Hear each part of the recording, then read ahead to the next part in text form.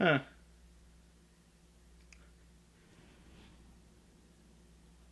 You know, feeling kind of feeling kind of weird right now. Like,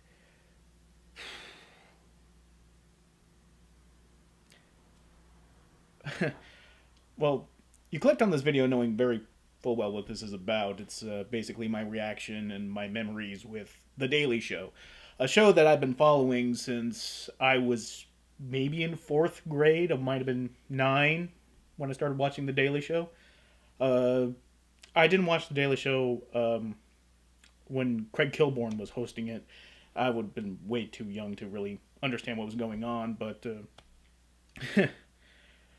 so yeah, so I've been basically following The Daily Show with Jon Stewart from the moment Jon Stewart was the host, and flash forward 16 years later, the final episode just happened.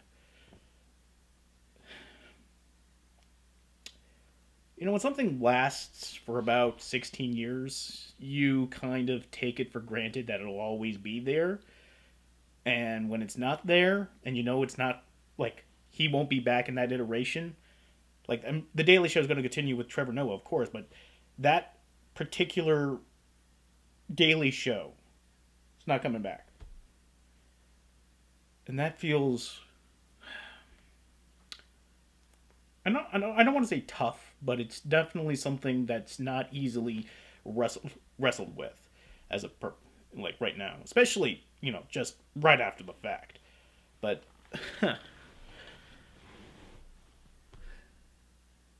like I'm glad he went out the way he did.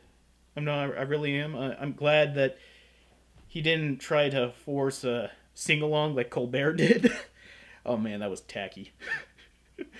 Oh man, nothing takes you out of a moment like seeing James Franco just missing the beats to a Doris Day song.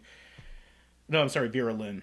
Yeah, that was Vera Lynn, not Doris Day. Anyway, uh, regardless though, from the beginning to end of this episode was just everything that I was hoping that the last episode would be. There was genuine heartfelt moments, like his little farewell speech, and Bruce Springsteen.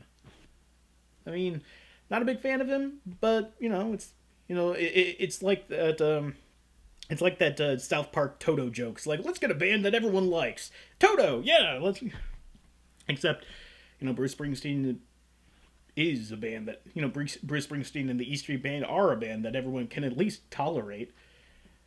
Uh, but Stewart being a New Jersey man means a lot more to him than it would to me. But I don't know, like that Born to Run. That's kind of a perfect song to end this all on. But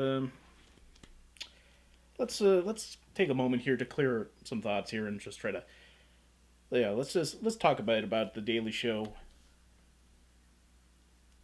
from the beginning, or from Jon Stewart's beginning. If you were like me, you watched the month of Zen, or as much as you humanly could, given that it was just an endless marathon of episodes. And like if you watch the Daily Show, the early episodes of the Daily Show from like 99 to about 2001, 98 to 2001, pre 9/11 basically, you notice that like there is such a huge departure from what it was to what it is today. And that's mainly because like everything else, stuff evolves, but it was also like a difference in the culture, American culture. Like it was perfectly encapsulated that. Like from like 99 to 98, 99 to about 2001, pre 9/11, it was like most of the Daily Show was focused on like segments about weird things that were happening outside of the mainstream. Like they focused on Charles Doty, who was running for president, who was like this 90-year-old Democrat who was just ran for president for like 7 times in a row and always failed. And and they highlighted him for like a special, and they actually checked up on him during the 2000 election live via satellite. And that was like the Daily Show then would never be today. I mean, there wouldn't be even if they found a person that was like Charles Doty, they would never focus on that. That's a little too, they didn't focus on that anymore. and I think I missed that, especially when I was remembered how much more comedically focused they were than rather than inform. They felt like they had to inform in the later years. Like when they realized, holy crap, we're the only credible news source left on television. Oh, damn it.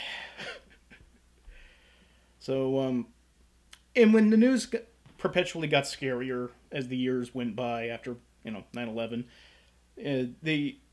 some of the comedy was still there, but the comedy became, like, they put it in the back seat when they had real points, real life happenings that needed to be addressed, like the Boko Haram, when John, set aside and talked about like this cartoonish villain that just made this video just bragging about how he's such a badass after he kidnapped, all those girls in Africa, and he was just taking them down, and like besides the fact that didn't happen like pre 2001, I don't think Jon Stewart would have taken that moment to, isolate Boko Haram the way he did if it happened in, like, say, 2000. I just don't think he would have. And I look at what The Daily Show became, and I look at what it was, and my thoughts are basically like, I missed The Daily Show when it was meant to be a parody of the news outlet instead of an actual news outlet, which, at a certain point, that's like, it should stop being called The Daily Show at that point.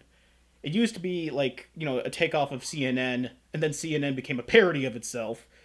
So The Daily Show had to swoop in and it's like, okay, fine, we'll do the news, and every so often we'll throw in a dick joke. And that's fine and everything. But, I don't know, you just kind of miss the genuine laughs in that regard. Not that The Daily Show ever stopped being funny. It was a different kind of funny. It was a kind of funny that it was a kind of funny that I sorely missed. And nowhere is it any more apparent than back in 99, maybe 2000, when they did a segment highlighting, of all things, elephant husbandry. And they talked to a guy whose job it was to massage an elephant's prostate. So he literally had to stand up tall and get shoulder deep into an elephant's ass and massage the elephant prostate to collect elephant spooge. That was a segment on The Daily Show. Like, could you imagine them doing that, like, just 2 years ago? Of course not. There's way too much important shit to talk about today. But back in 99 or 2000, the worst thing that ever happened was, like, some idiot ran for president and won. Man, those were charmed years when you think about it. Still one of my favorite segments on The Daily Show in the history.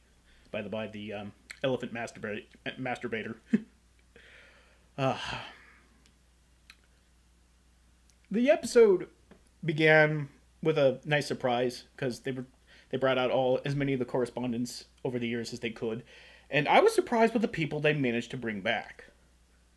I know they weren't going to be able to get everyone. I mean, excluding the correspondents that have died, or the ones that had that worked for Kilborn, never worked with Jon Stewart, like A. Whitney Brown and Brian Unger. Excluding them, I knew they weren't able to get every one of them, but I was surprised who they did remember to get. And that sounds so terrible, doesn't it? Remember to get. I mean, but think about it. When was the last time you ever thought about Vance DeGeneres or Nancy Walls or or Nate Cordry? I mean, you remember Nate Cordry only because of Rob Corddry. That's a sad fact. But like I just kept in the back of my head, like, people who I know worked with The Daily Show, but I had a feeling they were not going to be on the show, and I was wrong on certain course. I was wrong about Nate Cordry, but Mary Birdsong was not on the show, and I could definitely see. I could probably figure out why they didn't bother, or maybe they didn't press too hard to get Mary Birdsong to be on the show. Actually went through and wrote down all the people that had worked with Jon Stewart, but were not there for the correspondence. So think of it as an additional in memoriam. So besides Mary Birdsong, Frank DeCaro, Dimitri Martin, like how the fuck did you not get him back? Seriously. Beth Littleford, Rachel Harris, Jeff Stilson, Danny Siegel, Miriam Tolan, Lauren Weedman, Bob Wiltfong, Stacey Greenrock Woods, John Bloom, Michael Blyden, Rich Brown. If you remember back in late 90s, early 2000s, they had like this hacker segment from Lord Viper Scorpion. I actually found this out just recently, but that guy who played him was a guy named Tom Johnson, who was a writer. I'm not sure what he went on to do. Andy Kindler had a few segments on the show, I remember, and Tom Shalhoub. That's all I can remember off the top of my head. But I was really, I mean, of all the people that weren't on the show that I wish were on, Dimitri Martin, of course, but Frank DeCaro. He was like oh, jeez. I should probably close my glass door so that way my neighbors don't hear me. Be right back. Awkward edit. Sorry about that. But going back to what I was saying, the people that weren't on the show that I wish were, like I said, Dimitri Martin, but also Frank DeCaro. Now, Frank DeCaro was the movie reviewer for The Daily Show. If you hadn't if you watched the show only post 2004, and he was I can understand why not too many people remember his segment or were especially fond of the guy, but I liked him so much, not because I felt he was so raucously funny, but because he presented his segments very well, and I just liked him. He had that affable kind of air on television that I just attracted to me. And the thing about his segments was that I was I first knew that was my favorite segment when I was a kid. I was 9 or 10, and I knew what gay was, but I hadn't yet put the connection that Frank DeCaro was gay. I mean, if you look at him today, it's just how the fuck could you not know? And then you realize, oh, he's 9. That's why you didn't figure it out. And so I would borrow his phrases that he would end his segment with. And even though I hadn't made the connection that he was hitting on John every time he would throw it back to John in the studio. So, I remember he reviewed Final Fantasy The Spirits Within, and he ended the segment by saying, all that executive producer Hironobu Sakaguchi has made is a really pretty screensaver. Back to you, John, my clickable icon. I had no idea what that meant, but I liked that phrase, back to you, my clickable icon. Oh, God, I was a weird kid. But, out at the movies, again, how could you not know, right? His segment out of the movies was definitely one of my favorites. And during the month of Zen, when they were showing those old episodes and he would come on, was, all the good memories of him. Watching him when I was a kid just came back, and it came back in full force. It was like it was like I was taking a full warm body bath, and it was great. God. Some of the earlier segments that I remember watching from the month of Zen, that was reminded of the month of Zen. I forgot Ad Nauseum, which had a cycle of hosts, and then landed on Steve Carell, and ended when Steve Carell left. But Ad Nauseum was great because it reminded me of some really great moments, during the weird years of the weird years of advertising back in the late 90s, early 2000s. There was this telecommunications company, I forgot where, but there was this telecommunications company that used the Martin Luther King I Have a Dream speech for their advertisement.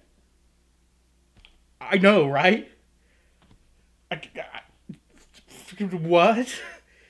He's I can't imagine a more inappropriate use of that footage outside of Shake, Rattle, and Hum. I mean, even Shake, Rattle, and Hum at least showed some reverence for Martin Luther King. At least there's that. But just for a telecommunications commercial, And all it was like footage of Martin Luther King giving a speech. The camera pans out, then revolves around, and he's talking to no one. And he's saying, like, you have something important to say, we'll help you reach your audience.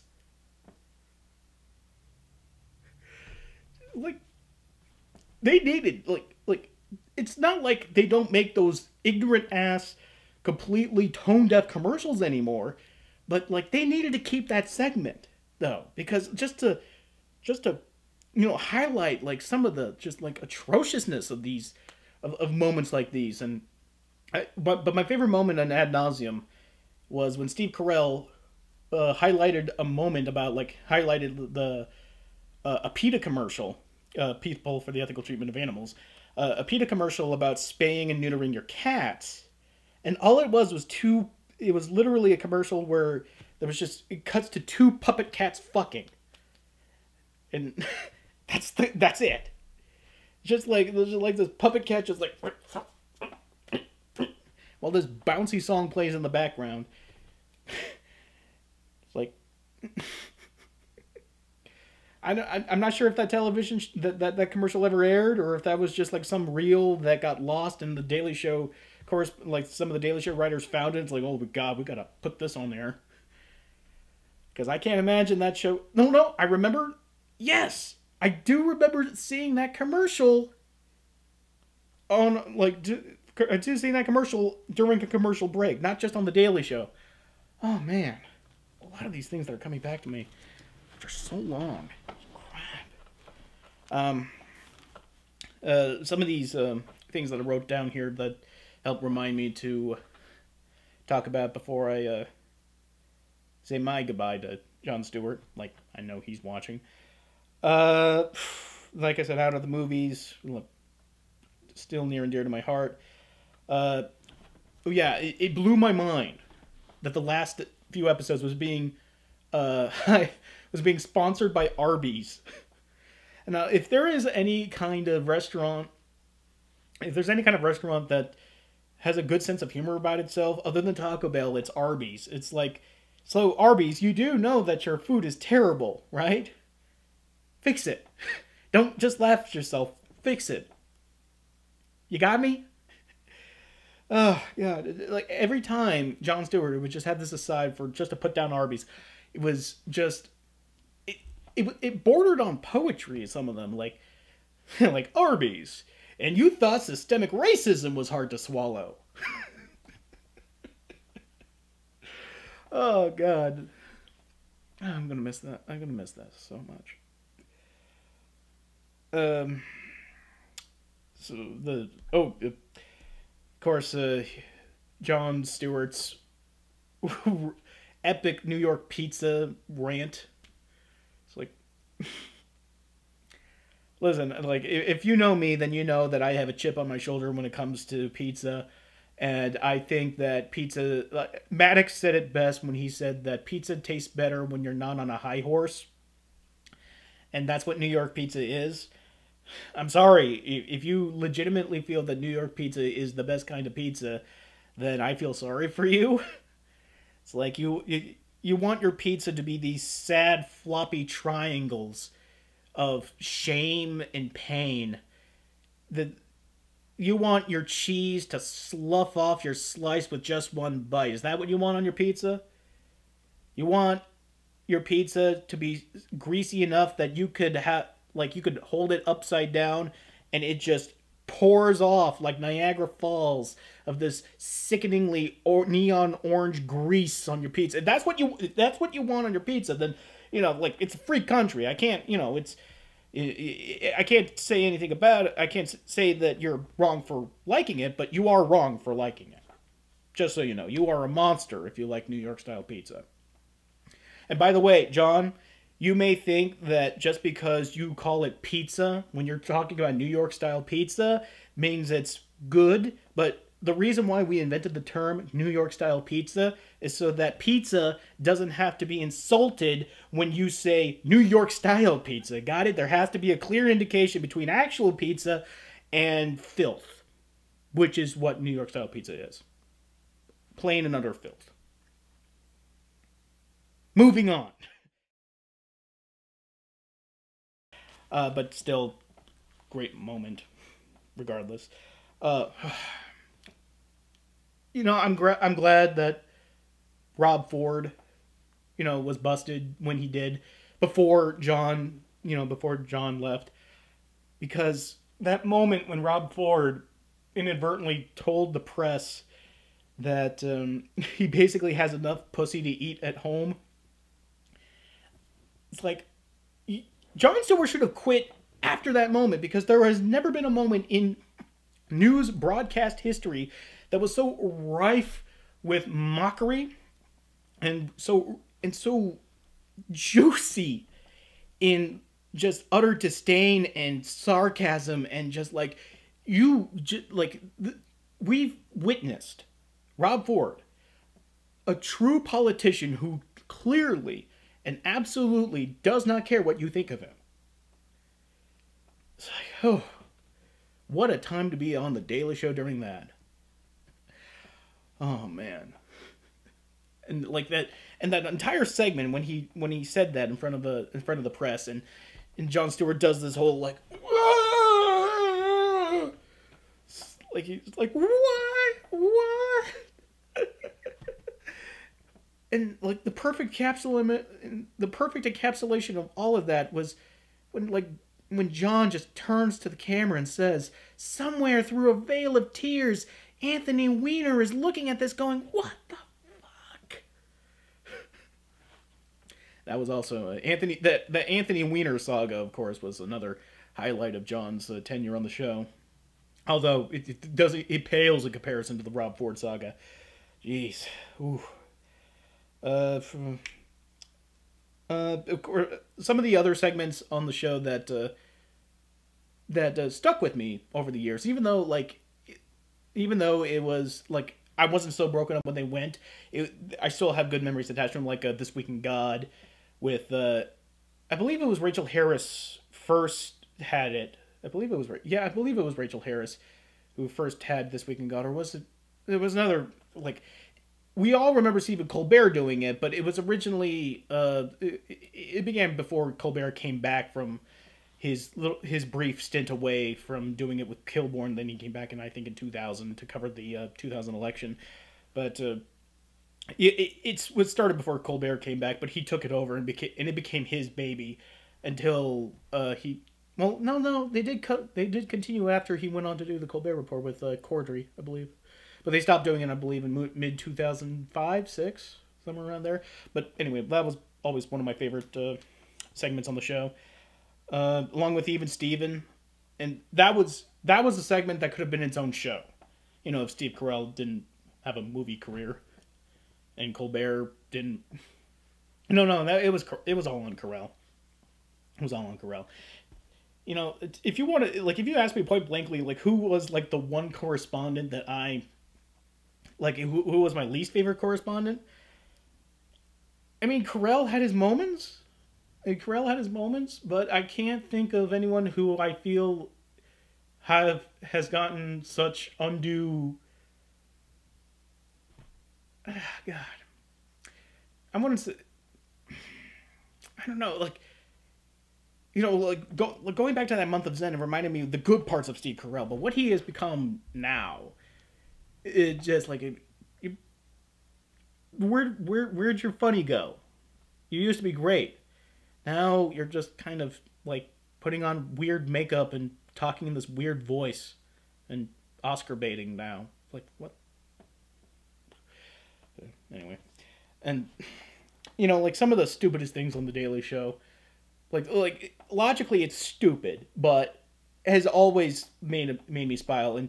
And one of those was Jon Stewart's insistence on every time he's talking about the Queen or talking about anything British, would always have to do that high-pitched falsetto, hello. It's stupid, but it is so hilariously funny to me. I don't know why. It's just one of those things. And I think it was during the Diamond Jubilee, back. What was it, 2008, 2007, around that time, during the Diamond Jubilee, and he was talking about her visit over here, and apparently her entrance, according to the Daily Show, which was marked by stock footage of Evel Knievel ramping up and jumping through a flaming hoop, and all it is just that footage, and Jon Stewart just going, "Hello."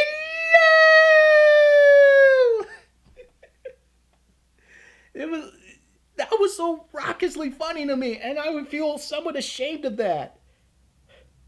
It's like,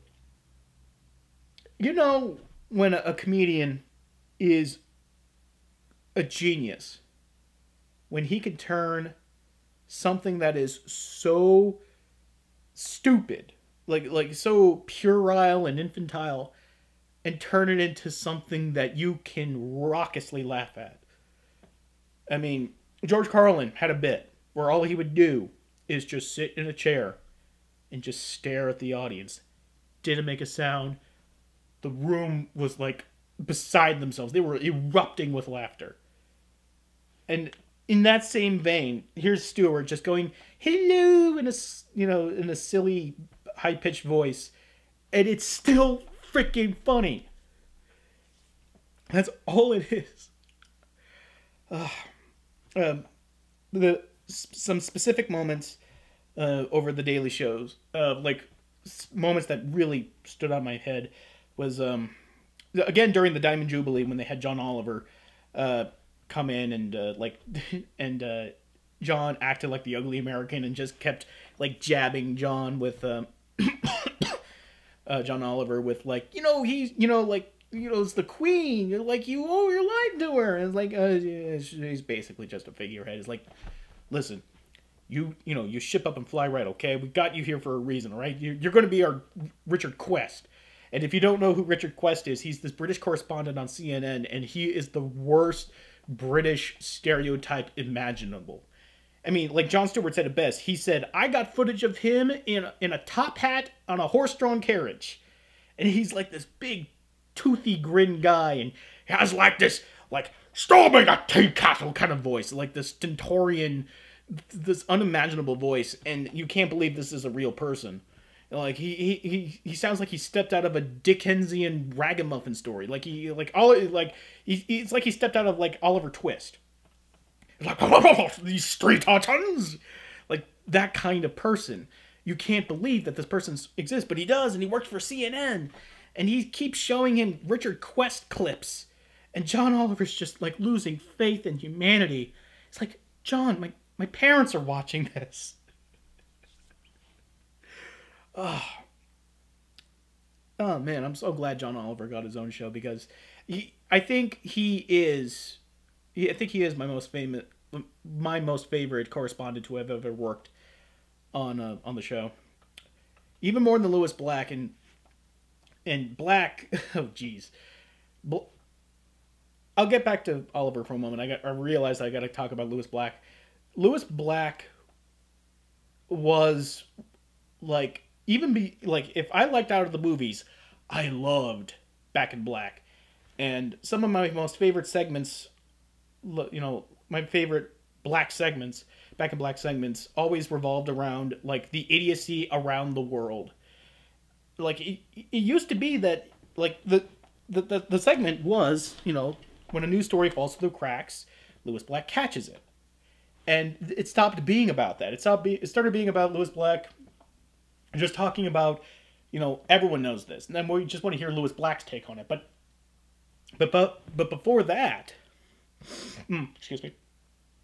But before all of that, back in the early days, it really was Lewis Black just talking about random shit that happened all across the world, and stuff you could never have heard about, especially since, this was before broadband internet, so you didn't hear about the pig races out in Tillamook, Oregon, where it's literally just a race where guys just go into a pig pen, grab a pig, get into a jalopy, and race around, and then trade pigs. And he bookended that segment by talking about, "Call your local authorities, we have a Daily Show first. I am left speechless." And seeing this race happening over the video was just it's how is this an event? And it is. And I don't know if it still goes on. And that footage is almost 15 years old. But And like everything about that segment, about that particular bit was genius, and Lewis Black just made like joke after joke, just hitting home run after home run. It's like if you notice carefully, that car has the number 19 on it, which is important because it means there are 18 other idiots in this race. Like, and it even draws a crowd. People of Tillamook, Oregon, do anything else. Use indoor plumbing.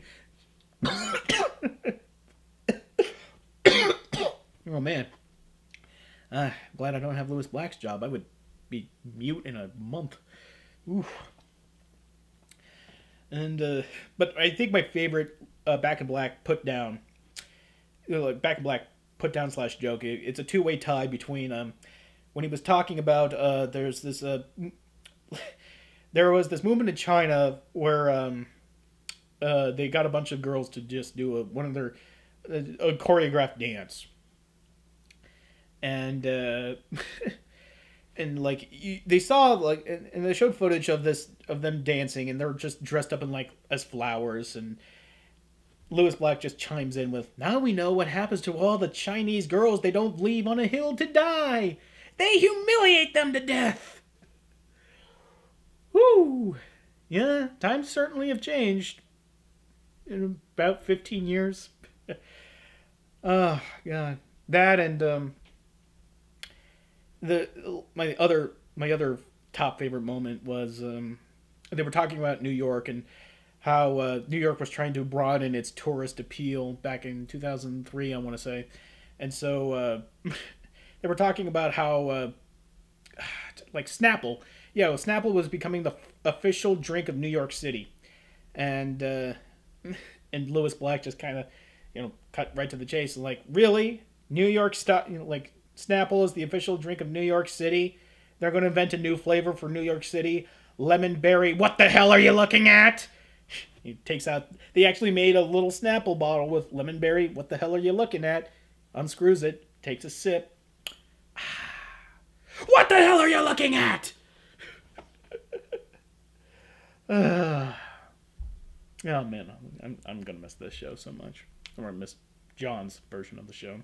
Important thing to remember: the Daily Show isn't going away; it's just changing hands. But I am gonna miss this. I'm gonna miss this so much. But again, going back to John Oliver, bar none, my favorite moment. Again, it just speaks to my. It just speaks to my kind of weird, shifty sense of humor. They were talking about the coalition of NATO forces, and they were talking to this British general who was, miffed with the rest of NATO for not sending in more armed response down to, I believe it was Afghanistan. It was mid-2000s. And the British general who they were talking to was a guy named Jacques Stirop. And of course everyone points out he's got a silly name, and the beauty of this next segment isn't the fact that it's a bunch of silly names that John Oliver lists off, which he does. He talks about how NATO needs to remember about the sacrifices that were meant during wartime, and so he decides to name off a list of Britain's fallen, and they're all just silly names like Remington Snatch, Lord Buntington Cornhole, stuff like that. But the beauty of that isn't the names, which they're all funny. They're all funny. But the best part about this segment was that they changed the names that John Oliver was going to say during the segment from the names he was going to say, from the names he said in rehearsal. So Jon Stewart's hearing all of these names for the first time, and he is corpsing like hell. He can't stop laughing. And his unbridled joy and just childish giddiness is so infective. And it just infects you, and you're just laughing along with him around. You're laughing at a guy saying Alistair Vagina Foot. Or Penistifer Wimplecrap. That's not even a name, but when you were in that context and within that and with that story behind it, it became like probably my most. It is my most favorite segment on the Daily Show, and it's just literally a list of silly names. But because of who John Oliver, the genius of John Oliver, and just how naturally funny Jon Stewart is, it elevated that bit, and I can still watch that segment today, and it will always get me to crack a smile. I just want to peruse this quickly here, see if I got everything. Looks like I did. So, it's been a while coming, and it finally came. And no other way to put it. It's an end of an era, but the beginning of another one. And hopefully, Trevor Noah can do something that can continue the Daily Show, because I'm scared. I am kind of scared that Trevor Noah, like, people won't watch Trevor Noah. I'm scared about that, and I'm scared that Comedy Central's knee-jerk response is to yank the plug. I'm scared because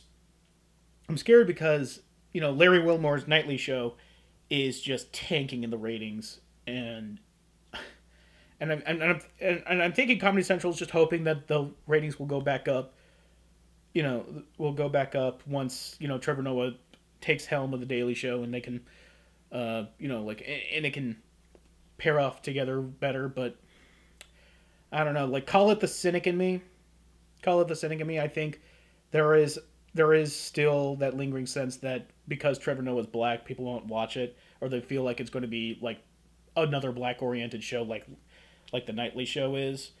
And even though Trevor Noah's material has roots in his South African upbringing, and his comedy does come from that, I don't think that he is the kind of person that's going to focus exclusively on that, because I think Trevor Noah has proven himself to be a very worldly person, a very knowledgeable person.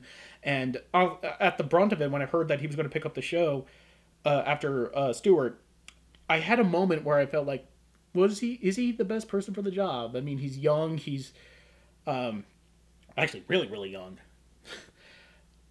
But then I remember how intelligent he is and how well spoken he is, and I mean, the guy speaks 5 or 6 languages, and he's learning more. Like, he's like the valedictorian of comedy.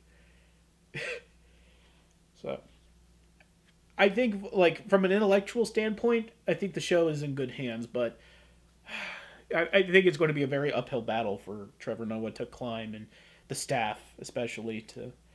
But I'm glad that Trevor Noah's getting a chance to, take the helm of probably the most important comedic institution of my generation. I can't think of any one show that began in the mid '90s, has continued today, and has been such an important part, an important cultural touchstone of politics, of religion, and just cataloging all the important moments of our modern history. I'll always remember it from that perspective. I'll remember Jon Stewart's speech about 9/11. I'll always remember Jon Stewart covering every single major event from the troop surge in Iraq during 2003. And I remember Stephen Colbert making fun of Geraldo Rivera giving away troop movements over CNN. Everything that important that has happened to America and to the world, I learned through the Daily Show. And I don't know if that really says anything about me that's unflattering, but it's the truth. It's like the show hasn't ended, but a chapter's, the story hasn't ended, but a chapter is definitely done.